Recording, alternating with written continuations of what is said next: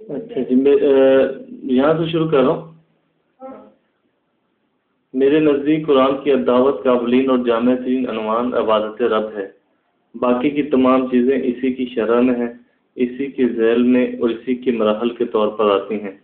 یہ لفظ قرآن مجید میں کافی تکرار کے ساتھ آیا ہے۔ قرآن مجید کا آغاز سورۃ الفاتحہ سے ہوتا ہے۔ یہ گویا کہ پورے قرآن کے لیے ایک تمہید کی مانند ہے، جس میں اللہ تعالیٰ نے انسان کو دعا کی تلقین فرمائی ہے۔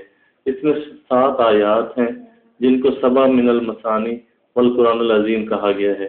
اس کی مرکزی آیت ایاک نعبد و ایاک نستعین میں اللہ تعالیٰ کی عبادت کے ضمن میں اسی سے استعانت طلب کی گئی ہے۔ ابتدائی آیات میں یہ اقرار کرنے کے بعد کہ اللہ تعالیٰ ہی ساری تعریفوں کا سزاوار ہے، وہی تمام جہانوں کا پالنہار ہے اور پروردگار ہے، وہی رحمان اور رحیم ہے، سزا و جزا کے دن کا مختار مطلق ہے۔ اب اسی سے التجا کی جا رہی ہے کہ عبادت کے تقاضے پورے کرنے میں ہماری مدد فرما۔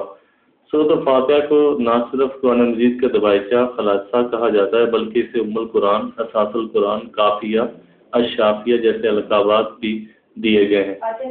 ہاں جی، اسی سورۃ الفاتحہ کا مرکزی تصور یہ آیت ایاک نعبد و ایاک نستعین ہے۔ سورۃ الفاتحہ میں کی گئی دعا اہدنا الصراط المستقیم کا جواب اس صورت کے بعد دیا گیا ہے۔ اس ضمن میں سورۃ البقرہ کے پہلے 2 رکوعوں میں 3 قسم کے اشخاص کی نشاندہی کر دی گئی ہے۔ پہلا گروہ وہ گروہ جس نے قرآن مجید کی ہدایت سے بھرپور استفادہ کیا۔ اس کا ذکر ان الفاظ میں کیا گیا، اولئک علی ھدی من ربہم واولئک ھم المفلحون۔ یہی لوگ ہیں اپنے رب کی طرف سے ہدایت پر اور یہی فلاح پانے والے ہیں۔ وہ افراد جنہوں نے اپنے دل اور ذہن کے دروازے ہدایت قرآنی سے بند کر کے ان پر تالے لگا دیے، ان کے متعلق وہ اپنے تعصب، ہٹ درمی، تکبر اور حسد کی وجہ سے اللہ کی ہدایت سے محروم ہو گئے۔ ان کے بارے میں فرمایا گیا، ختم اللہ علی قلوبہم وعلی سمعہم وعلی ابصارہم غشاوہ۔ اللہ تعالیٰ ان کے دلوں اور کانوں پر مہر لگا دی اور ان کے آنکھوں پر پردہ ڈال دیا ہے۔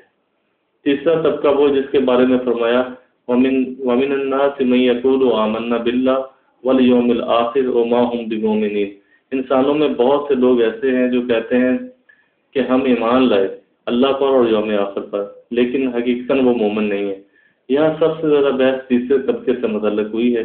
2 طبقوں کا ذکر تو پہلے ہی رکوع میں کر دیا گیا، جبکہ تیسرے طبقے کے لیے دوسرا رکوع پورے کا پورا مختص کیا گیا۔ اسی طبقے کا تمام وہ کمال اطلاق یا تو منافقین پر تھا یا پھر اس دور کے یہودی علماء پر، لیکن اس سے کم تر درجے میں وہ لوگ بھی اس زمرے میں آتے ہیں جو ذوق ایمان میں مبتلا ہیں۔ ان کے بارے میں سورۃ توبہ میں فرمایا گیا، یعنی کچھ لوگ ایسے ہیں جو اپنے اندر نیکیاں اور بدیاں جمع کر لیتے ہیں۔ یہ اصل میں اس بیماری کے مختلف سائڈ ہیں۔ منافقین میں یہ بیماری درجہ بدرجہ بڑھتی جاتی ہے۔ ازروئے الفاظ قرآنی، فی قلوبہم مرض فزادہم اللہ مرضا۔ بدقسمتی سے ہماری ایک عظیم اکثریت کسی نہ کسی طرح اس مرض میں مبتلا ہے، لہذا اس کا شمار اسی زمرے میں ہوتا ہے۔ اس کے بعد سورۃ البقرہ کی آیت نمبر 21 سے قرآن مجید کی دعوت کا آغاز ہوتا ہے، یا ایھا الناس اعبدوا ربکم الذی خلقکم والذین من قبلکم لعلکم تتقون۔ اے بنی آدم، اپنے رب کی عبادت کرو جس نے تمہیں پیدا کیا اور تم سے پہلوں کو بھی پیدا کیا تاکہ تم بچ سکو۔ چونکہ عبادت کے لیے اردو میں ایسا کوئی لفظ موجود نہیں ہے جو مکمل طور پر اس کی ترجمانی کا حق ادا کر سکے، اس لیے فی الحال اسے اسی طرح رکھتے ہیں۔ آیت کے بقیہ حصے پر غور کیجیے، من قبلکم، قبلکم خاص طور پر اس لیے کہ رسولوں کی دعوت کے جواب میں ان سے ان قوموں نے اکثر و بیشتر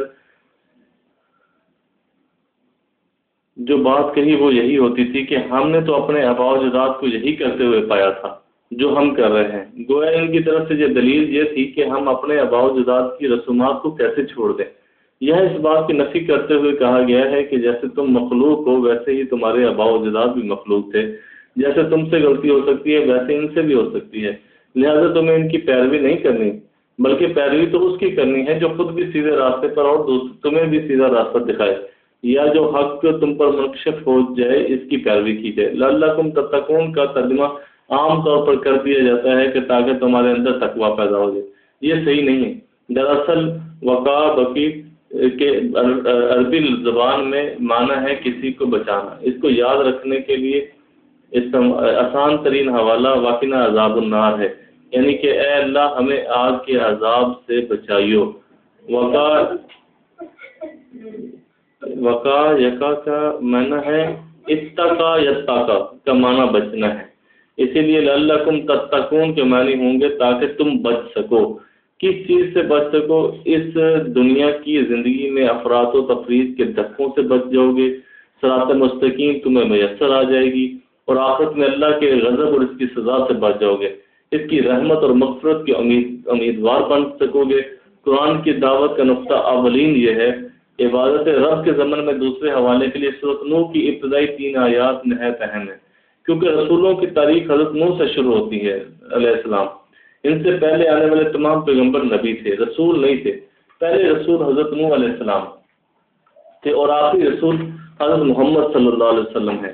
آخری رسول کی عبادت یہ ہے، یا ایھا الناس اعبدوا ربکم الذی خلقکم والذین من قبلکم لعلکم تتقون، جبکہ پہلے رسول کی دعوت سورۃ نوح کی ابتدائی 3 آیات میں بیان ہوئی۔ انا ارسلنا نوحا الی قومہ، یعنی اس کا ترجمہ میں کہتا ہوں یقیناً ہم نے نوح علیہ السلام کو بھیجا تھا اس کی قوم کی جانب اس ہدایت کے ساتھ کہ خبردار کر دو اپنی قوم کو اس سے پہلے کہ ان پر دردناک عذاب ٹوٹ پڑے۔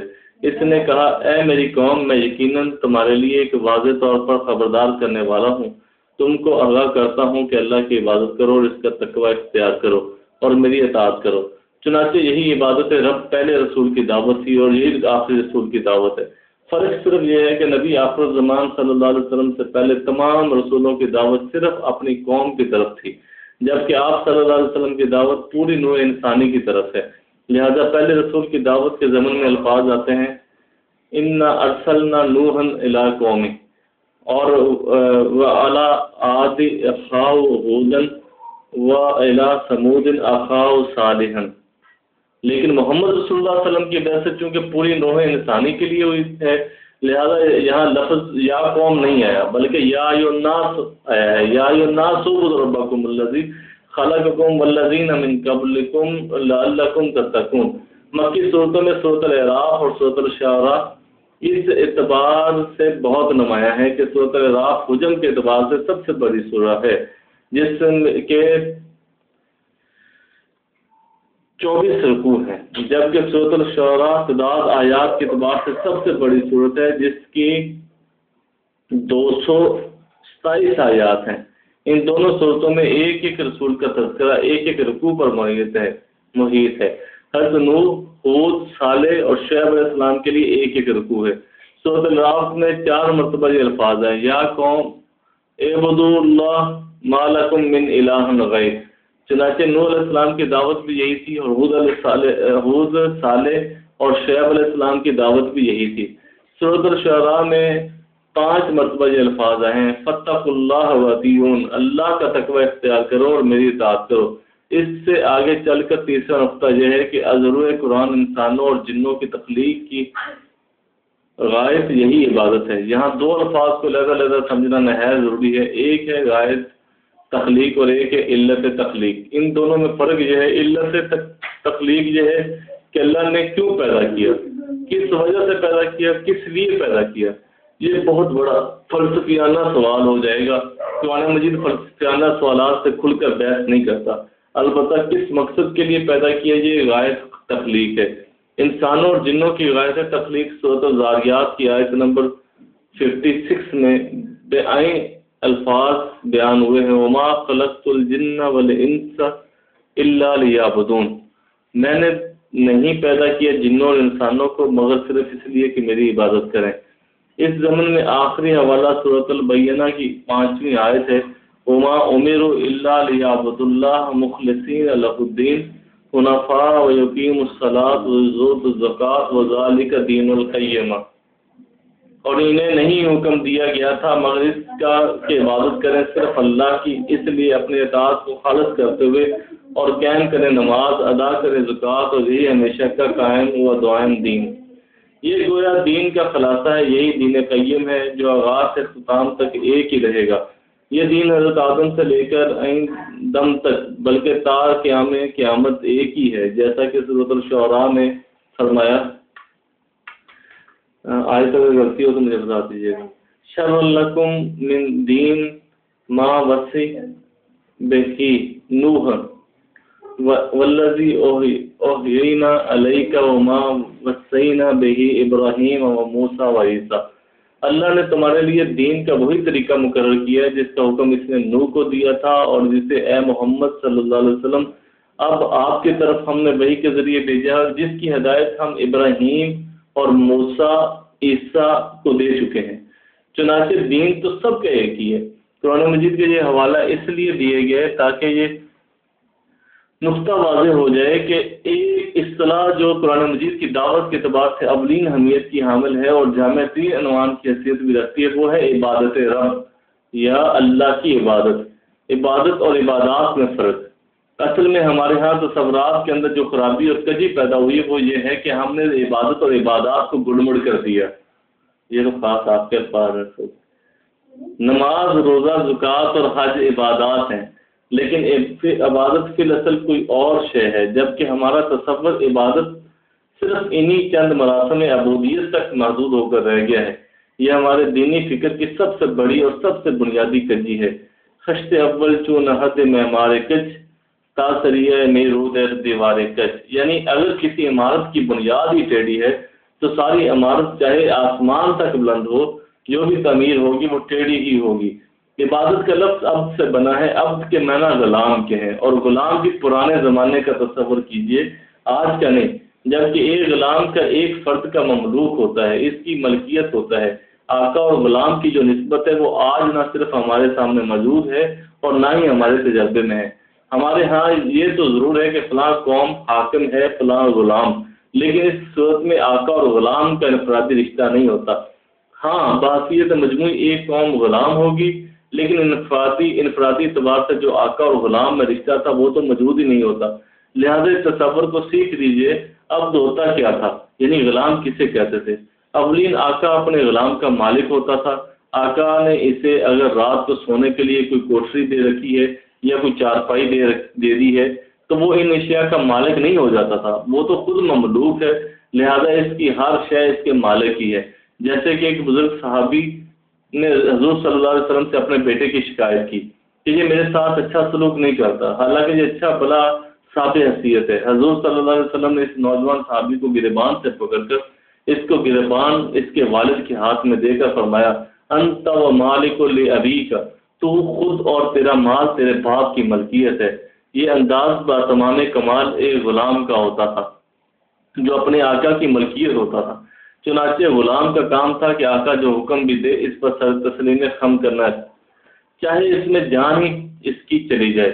دوسرے یہ کہ آج کل ہمارا اجر و مستحق کے باہمی تعلق، امپلائی ریلیشن شپ، امپلائر کا تصور بالکل مختلف ہے۔ اگر آپ نے کسی کو اپنے ہاں خانسامہ کی حیثیت سے ملازم رکھا ہے تو آپ اسے کہیں گے کہ جاؤ میرا غسل خانہ صاف کر کے آؤ، تو وہ صاف جواب دے سکتا ہے، جناب یہ میرا کام نہیں، آپ نے جس کام کے لیے مجھے رکھا ہے وہ کام لیجئے۔ لیکن غلام یہ نہیں کہتا، نہ وہ کسی وجہ سے انکار کرے گا۔ پھر ہمارے ہاں ملازمت کے قواعد و ضوابط میں وقت کا عنصر بھی شامل ہے۔ آپ گورنمنٹ کے ملازم ہیں تو 8 گھنٹے دفتر کا وقت ہے، اس میں آپ کام کیجئے، اس کے بعد آپ فارغ ہیں۔ آپ کا آفیسر اور باس اس وقت تک آپ کا حاکم ہے جب تک دفتر میں ہے۔ دفتر سے باہر آنے کے بعد آپ عام شہری ہیں، آپ بھی عام شہری ہیں اور وہ بھی عام شہری۔ اس کا بھی الیکشن میں آپ کی طرح ہی ایک ووٹ ہوگا۔ آپ کے باس اگر آپ سے دفتری اوقات کے بعد بھی کام لینا چاہے تو آپ اسے انکار بھی کر سکتے ہیں، میرا وقت ختم ہو گیا ہے، میں مزید کام کرنے کو تیار نہیں۔ لیکن غلام کا یہ کام نہیں ہے، وہ تو ہمہ وقت ہماتن خادم ہے، اسے جو حکم ملے اس پر اسے عمل کرنا ہے۔ عبدیت غلامی کے اس تصور کو ذہن میں رکھیے۔ لفظ عبادت اس سے بنا ہے، یعنی عبادت کے قریب ترین کوئی لفظ اگر آئے گا تو وہ غلامی کا لفظ آئے گا، تاہم یہ لفظ بھی قریب ترین ہے۔ عبادت کی پوری حقیقت اس میں بھی ادا نہیں ہو رہی، اس کی وضاحت بھی بعد میں ہو جائے گی۔ چنانچہ قرآنی آیات میں یہاں بھی عبادت کا لفظ آیا، وہاں ان کے ترجمے میں غلامی کا لفظ استعمال کیا جاتا ہے۔ اے عبد اللہ، اللہ کی غلامی اختیار کرو۔ تب ہی کسی حد تک اس مفہوم ادا ہوگا، ورنہ عبادت کا ترجمہ جب ہم عبادت ہی رکھ لیتے ہیں تو ذہن میں وہی نماز، روزہ، حج، زکوٰۃ ہی آئے گا۔ عبادت اور عبادات کا فرق سورۃ البینہ کی اس آیت سے بخوبی واضح ہو جاتا ہے۔ وما امروا الا لیعبدوا اللہ مخلصین لہ الدین حنفاء ویقیموا الصلاۃ ویؤتوا الزکوٰۃ وذالک دین القیمہ۔ اس کے درمیان میں یہ حرف واو، یہ حرف عطف کہلاتا ہے، اور عربی نحو کی رو سے عطف دو مختلف اور مغایر چیزوں کو جوڑتا ہے، جیسے میں اور وہ۔ ظاہر بات یہ ہے کہ میں اور وہ ہوں، اور معطوف علیہ اور معطوف کے مابین مغیرات لازم ہیں، لہذا معلوم ہوا کہ وما امروا الا لیعبدوا اللہ مخلصین لہ الدین حنفاء اور شے ہے، اور ویقیموا الصلاۃ ویؤتوا الزکوٰۃ اور شے ہے۔ اب یہ سمجھ لیجئے کہ عبادت اور عبادات کے مابین کیا رشتہ اور ربط تعلق ہے۔ در حقیقت اس عظیم فریضہ عبادت کی ادائیگی کے لیے اللہ تعالیٰ نے یہ عبادات تسہیل اور آسانی کے لیے تجویز کی ہیں، ان کے ذریعے اس کی یاد دہانی ہوتی رہے۔ مبادہ تم بھول جاؤ، لہذا دن میں 5 مرتبہ یاد کر لیا کرو، ایاک نعبد و ایاک نستعین، ہم تیری ہی عبادت کرتے ہیں اور تجھ ہی سے مدد مانگتے ہیں۔ حفیظ جلندری کا بڑا پیارا شعر ہے، شرکشی نے کر دیے دھندلے نقوش بندگی، آؤ سجدے میں گریں لوہے جبین تازہ کریں۔ نماز اس عہد کو تازہ کرنے کا نام ہے۔ ازر الفاظ قرآنی اقیمت صلاۃ لذکری، نماز قائم کرو میری یاد کے لیے۔ روزہ اس لیے دیا گیا تاکہ آپ حیوانی تقاضوں پر کچھ کنٹرول حاصل کریں، یہ حیوانی تقاضے آپ اسے اللہ کی شریعت کے خلاف کوئی اور کام نہ کروا لیں۔ زکوٰۃ اس لیے دی گئی کہ قلب کے اوپر مال کی محبت کا تسلط نہ ہو جائے۔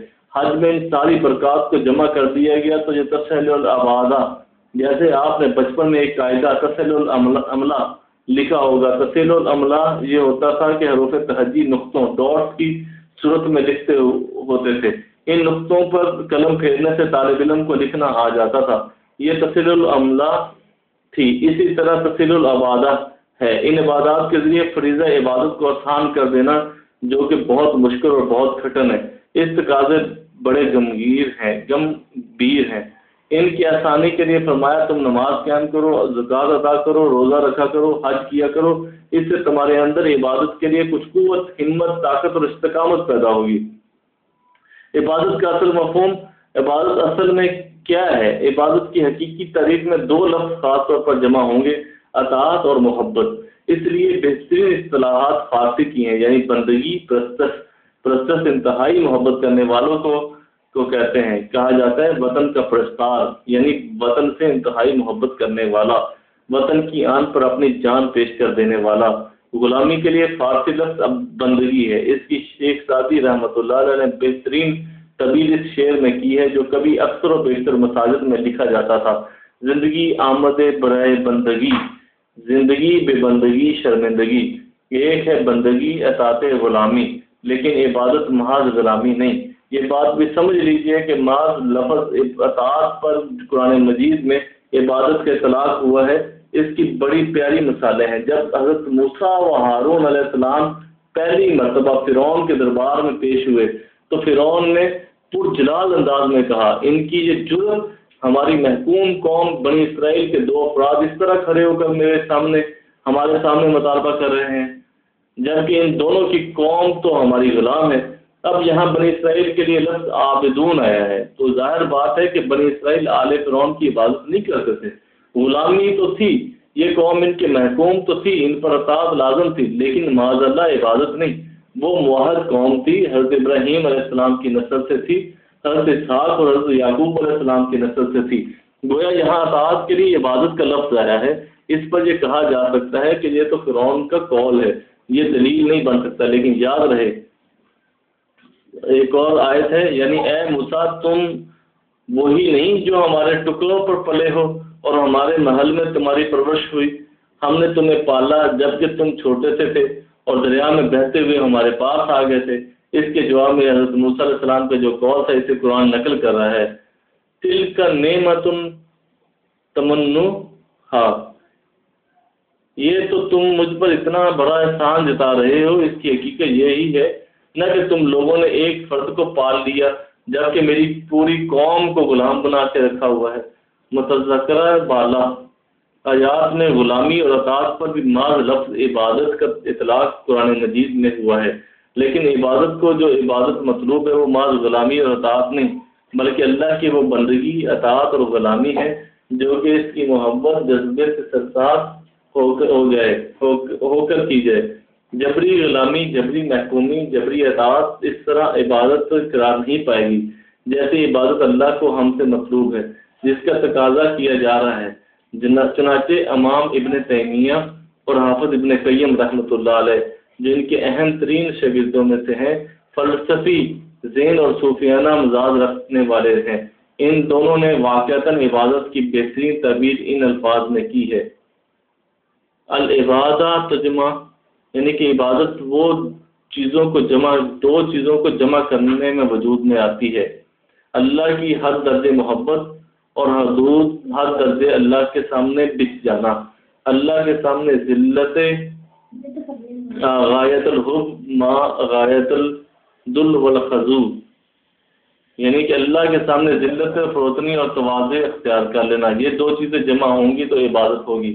اس کے لیے ایک مثال نوٹ کر لیجئے کہ انسانی وجود روح اور جسد کا مرکب ہے۔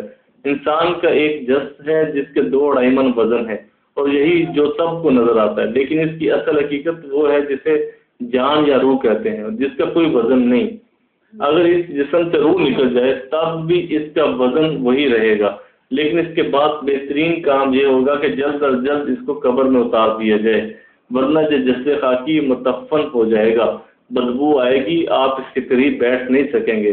جسد اور جان یا روح میں جو رشتہ ہے وہی رشتہ اطاعت اور محبت میں ہے۔ جسد جو کہ نظر آتا ہے واضح ہے، وہ ہے اطاعت، لیکن اس کی اصل روح جو اسے عبادت بناتی ہے وہ اللہ کی انتہائی محبت۔ یہ دو چیزیں جب جمع ہوتی ہیں تو پھر عبادت رب کا تقاضا پورا ہوتا ہے۔ چونکہ اپنے دینی فکر کا نچوڑ اور خلاصہ آپ کے سامنے رکھ رہا ہوں تو ایک نقطہ اور نوٹ کر لیجئے۔ اطاعت اور محبت اور اللہ کے رسول کی وحدت کی حیثیت رکھتے ہیں۔ قرآن مجید میں متعدد بار فرمایا گیا اطیعوا اللہ و اطیعوا الرسول، بلکہ اللہ کی اطاعت ہے ہی رسول کی اطاعت کے ذریعے، جیسا کہ ارشاد ہوا وَمَن يُطِعِ الرَّسُولَ فَقَدْ أَطَاعَ اللَّهَ، جس نے رسول کی اطاعت کی اس نے اللہ کی اطاعت کی۔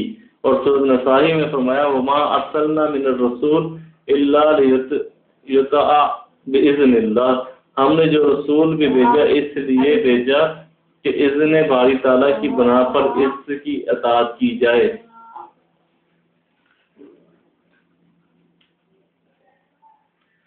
سورۃ شعراء میں رسولوں کا اپنی قوموں سے مطالبہ بار بار نقل ہوا ہے۔ وَاتَّقُوا اللَّهَ وَأَطِیعُونِ، پس اللہ کا تقوی اختیار کرو اور میری اطاعت کرو۔ حضرت نوح نے بھی اپنی قوم سے یہی کہا ان اعبدوا اللہ واتقوا وَأَطِیعُونِ، میں تمہیں آگاہ کرتا ہوں کہ اللہ کی عبادت، اس کی بندگی اور عزت کرو اور اس کا تقوی اختیار کرو اور میری اطاعت کرو۔ جیسے اطاعت میں اللہ کا اور اس کے رسول دونوں جمع ہیں، اسی طرح محبت میں بھی اللہ اور اس کے رسول دونوں جمع ہیں۔ سورۃ توبہ کی آیت نمبر 24 ملاحظہ کیجئے قُلْ إِنْ كَانَ آبَاؤُكُمْ وَأَبْنَاؤُكُمْ وَإِخْوَانُكُمْ وَأَزْوَاجُكُمْ وَعَشِيرَتُكُمْ وَأَمْوَالٌ اقْتَرَفْتُمُوهَا وَتِجَارَةٌ تَخْشَوْنَ كَسَادَهَا وَمَسَاكِنُ تَرْضَوْنَهَا أَحَبَّ إِلَيْكُم مِّنَ اللَّهِ وَرَسُولِهِ وَجِهَادٍ فِي سَبِيلِهِ فَتَرَبَّصُوا حَتَّىٰ يَأْتِيَ اللَّهُ بِأَمْرِهِ وَاللَّهُ لَا يَهْدِي الْقَوْمَ الْفَاسِقِينَ۔ اے نبی ان سے کہہ دیجئے دیکھو لوگوں، اگر تمہارے باپ، تمہارے بیٹے، تمہارے بھائی، تمہاری بیویاں اور بیویوں کے لیے شوہر اور تمہارے عزیز و اقارب اور یہ مال جو تم نے بڑی محبت سے جمع کیے ہیں، تمہارے کاروبار جن کے مان پر جانے کا تمہیں اندیشہ ہوتا ہے کہ کساد بازاری نہ ہو جائے، اور یہ گھر اور یہ کوٹیاں جو تمہیں بڑی محبوب ہیں، اگر یہ 8 چیزیں تمہیں اللہ اور اس کے رسول اور اللہ کی راہ میں جہاد کرنے سے محبوب تر ہیں تو انتظار کرو یہاں تک کہ اللہ اپنا فیصلہ تمہارے سامنے لے آئے، اور اللہ ایسے فاسقوں کو ہدایت نہیں دیا کرتا۔ البتہ اللہ تعالیٰ کی محبت اور اللہ کی اطاعت مل کر عبادت بنتی ہے، مگر رسول کی محبت اور اطاعت مل کر عبادت نہیں بنتی۔ معاذ اللہ اس کا نام اتباع رسول، اس کا نام اتباع ہے۔ فرمایا کل ان کنتم تحبون اللہ فاتبعونی یحببکم اللہ، اے نبی ان سے کہہ دو کہ اگر تم اللہ سے محبت رکھتے ہو تو میری اتباع کرو، اللہ تم سے محبت کرے گا۔